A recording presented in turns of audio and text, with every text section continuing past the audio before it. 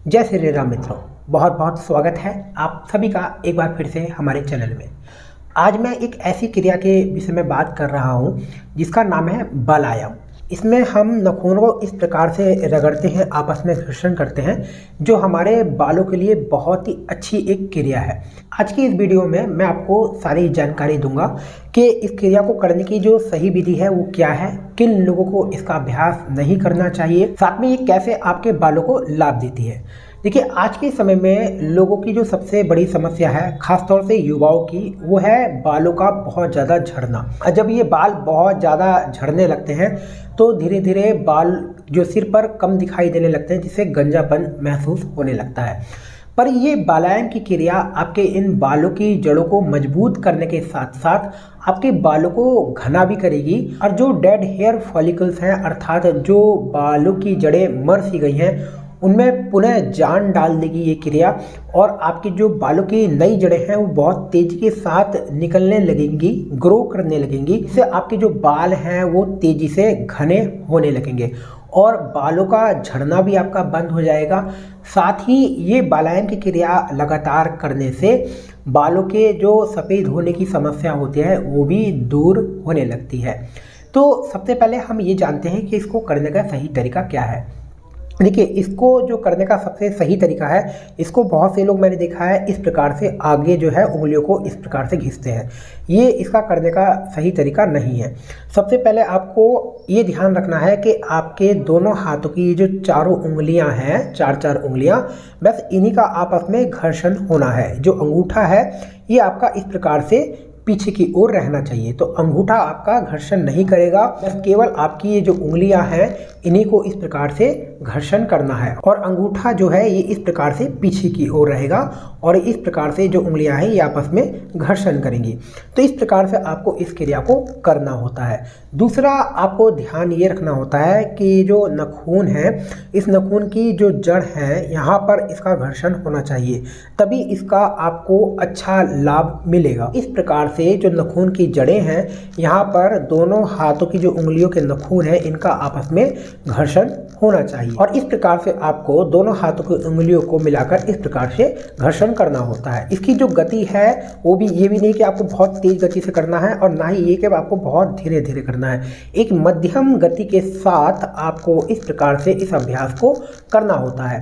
अंगूठा आपका पीछे की ओर रहे, अंगूठे का जो नाखून है वो आपस में घर्षण ना करे, और कुछ इस प्रकार की आवाज आपको इस क्रिया को करते समय सुनाई देगी।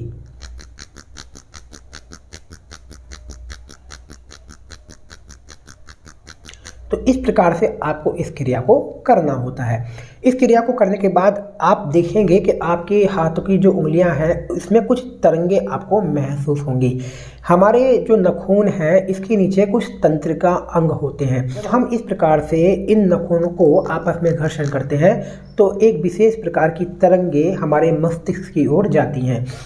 ये तरंगे बालों के जो डेड हेयर फॉलिकल्स हैं, अर्थात जो बालों की जड़ें मर सी गई हैं, उनमें पुनः जान डाल देती हैं। बालों की नई नई जड़ें निकलने लगती हैं, और इस क्रिया को करने से धीरे धीरे बाल जो है वो घने होने लगते हैं, और बाल जो है झड़ने भी बंद हो जाते हैं, और साथ में जो सफ़ेद बाल हैं वो भी धीरे धीरे काले होने लगते हैं। हो सकता है कि जब आप इस बालायाम की क्रिया को करें तो इसका लाभ मिलने में आपको कुछ समय लगे, तो आपको निराश नहीं होना है। आपको नियमित रूप से इस अभ्यास को सुबह शाम करना है।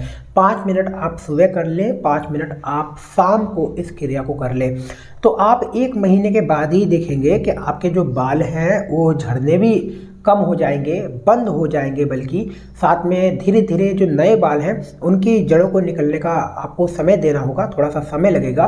तो 2 से 3 महीने में आप देखेंगे कि आपके जो बाल हैं उसमें जो घनापन है वो बढ़ जाएगा। अब बात करते हैं कि आपको इस बालायाम की क्रिया को करते समय क्या सावधानियां रखनी है। सबसे पहले तो जब आप इस क्रिया को करें तो आपको इसको खाली पेट करना है। खाने के बाद आपको इस क्रिया को नहीं करना है। खाने के कम से कम 5 से 6 घंटे बाद आप इस क्रिया को करें, या फिर आप सुबह या शाम खाली पेट इस अभ्यास को करें। दूसरा, आपको इस बात का ध्यान रखना है कि जब आप इस बालायन की क्रिया को कर रहे हो तो आपके जो नाखून है इसमें किसी प्रकार की एलर्जी नहीं होनी चाहिए। आपके जो नाखून है वो स्वस्थ होने चाहिए, तभी आपको इस क्रिया को करना है। कई बार ऐसा भी होता है कि जो नाखूनों से नीचे वाला हिस्सा है यहाँ पर खुरंट उखड़े हुए होते हैं, तो इस स्थिति में भी आपको इस क्रिया को नहीं करना है। और कई बार ऐसा भी होता है कि जब इस प्रकार से घर्षण करते हैं तो यहाँ पर गर्मी महसूस होती है, तो आपको क्या करना है, थोड़ा सा आपको तेल लेना है। तेल में आप सरसों का तेल ले सकते हैं या नारियल का तेल ले सकते हैं। उसको आपको अच्छा से यहाँ पर पहले मालिश करनी है हाथ से।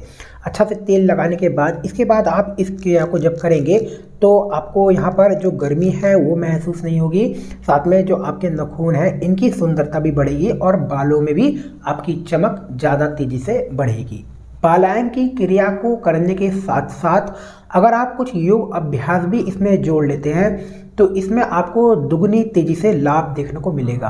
तो इसमें आप दो ऐसे अभ्यास मैं आपको बता रहा हूँ, एक तो सर्वांग आसन और एक शीर्षासन। अगर आप नियमित रूप से भी इन आसनों को 1 से 2 मिनट रोजाना करते हैं तो इन अभ्यासों को करने से आपके मस्तिष्क में ब्लड का सर्कुलेशन तेज हो जाएगा, रक्त का परिसंचरण बढ़ जाएगा, इससे बालों की जो जड़ हैं बहुत जल्दी से मजबूत हो जाएंगी और ये भी आपके जो बाल हैं उनको घना करने में मदद करेगा। तो मैं मिलता हूँ आपको फिर से एक नई वीडियो में एक नई योग अभ्यास, एक नई जानकारी के साथ। योग करें, स्वस्थ रहें।